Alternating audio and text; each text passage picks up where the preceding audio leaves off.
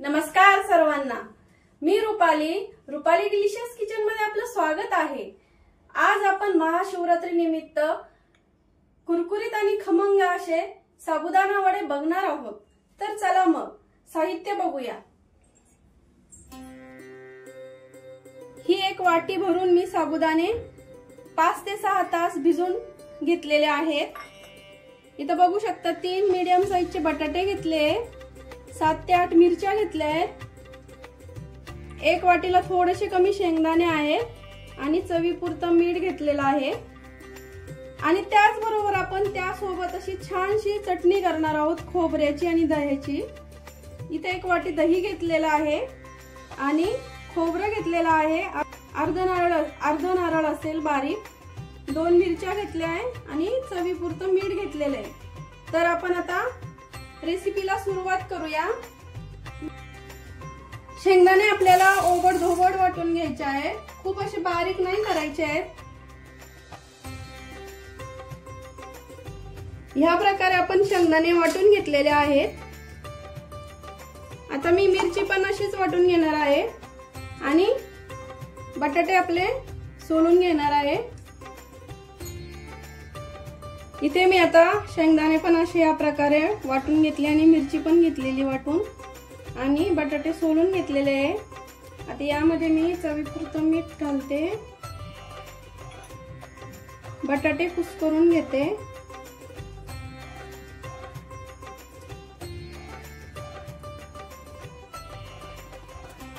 बटाटे मॅश करून घेते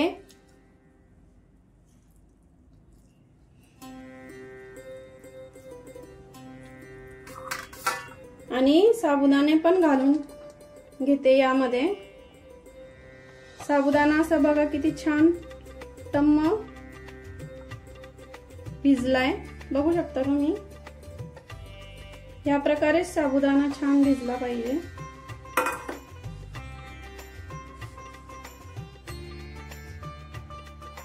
या सगळ्या जिन्नस एकजीव करून घेते आणि याचा एक छानसा गोळा तयार करते।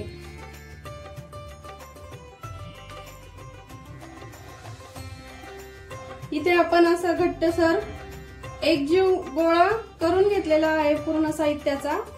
आता आपण तेल गरम करायला ठेवूया।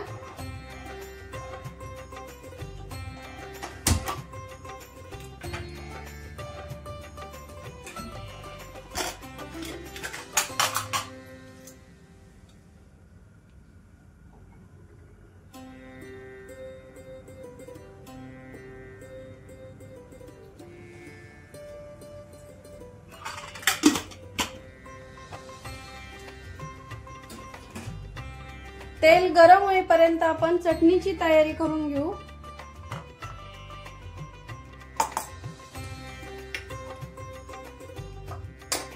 आधी आपल्याला खोबरं आणि मिरची बारीक करून घ्यायची आहे।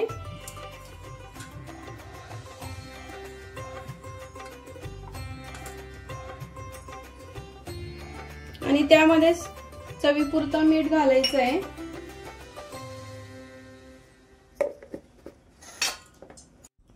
इथं आपण बघू शकता असं बारीक तयार करून घेतलंय वाटण। मी थोडंसं पाणी घातलंय यामध्ये। आता दही टाकून हे पण पूर्ण एकजीव करून घेते। हे बघा असं वाटून घेतलंय मी सगळं। आणि तुम्हाला उपासाला जिरे चालत असेल तर तुम्ही चटणीमध्ये जिऱ्याची फोडणी पण देऊ शकता आणि साबुदाणा वड्याच्या पिठामध्ये पण तुम्ही जिरे घालू शकता। आम्हाला चालत नाही उपासाला जिरं। आता आपण वडे तयार करून घेऊया। थोडंसं हाताला पाणी लावायला मी इथं वाटीत पाणी घेतलंय।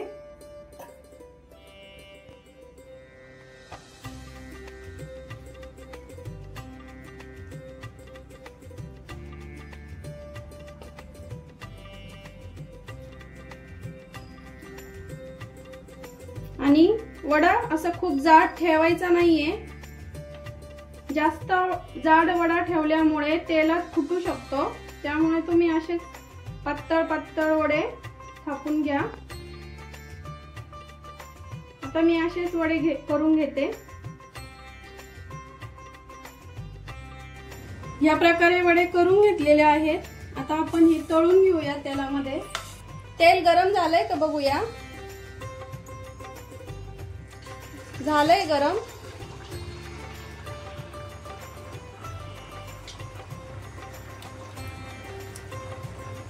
हळूहळू सोडायचे, सोबत वडे सोडायचे नाहीये।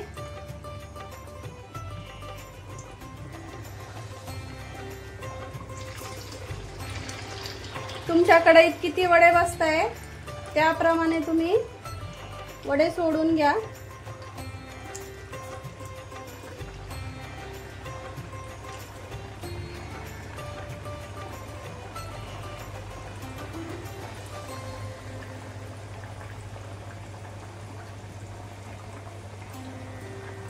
गॅस लो टू मीडियम करायचा आहे।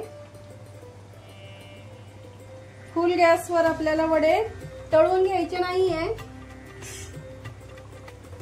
जास्त मोठ्या गॅसवर जर वडे तुम्ही तळले तर ते फुटू शकतात।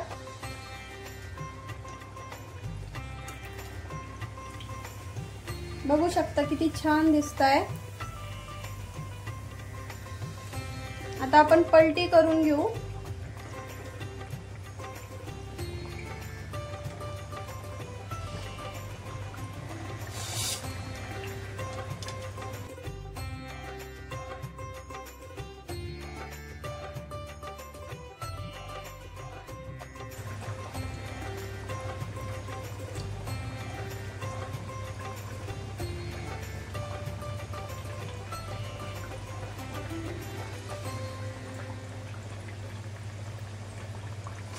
तळण्याचे पदार्थ जास्त उलट सुलट करायचे नाही, त्यामुळे ते जास्त तेलकट होतात।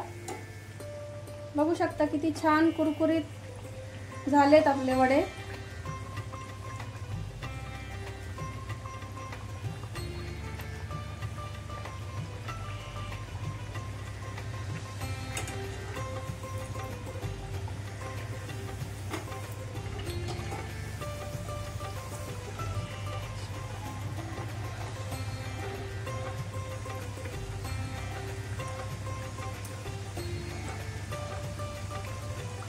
छान ब्राऊन रंगावरती आपल्याला वडे तळून घ्यायचे आहे।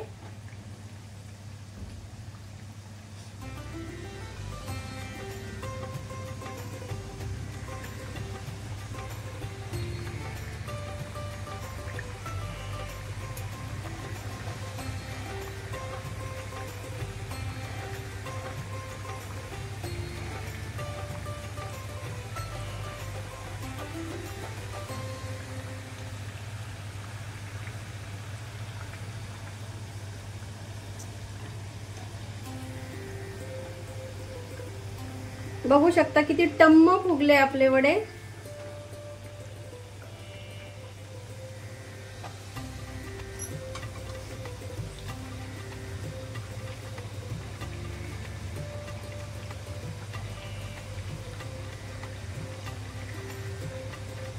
वडे तळत आले की थोडासा फुल करायचा आहे गॅस 1 मिनिटासाठी, त्यामुळे वडे एकदम कुरकुरीत होतात।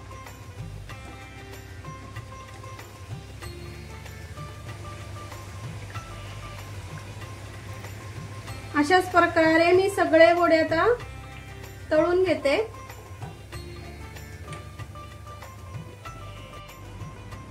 सेकंड बॅच अशी तळून घेतलेली आहे मी, हे बघा। बाकी सर्व वडेही मी असेच तळून घेणार आहे। बघू शकता आपण किती छान वडे झालेले आहे आणि असे कुरकुरीत झालेले आहेत। मी वाजून दाखवते, हे बघू शकता तुम्ही, आणि फोडून पण दाखवते। असा पूर्ण टम्म फुगलेला आहे आपला वडा बघा, पुरी सारखा झालाय।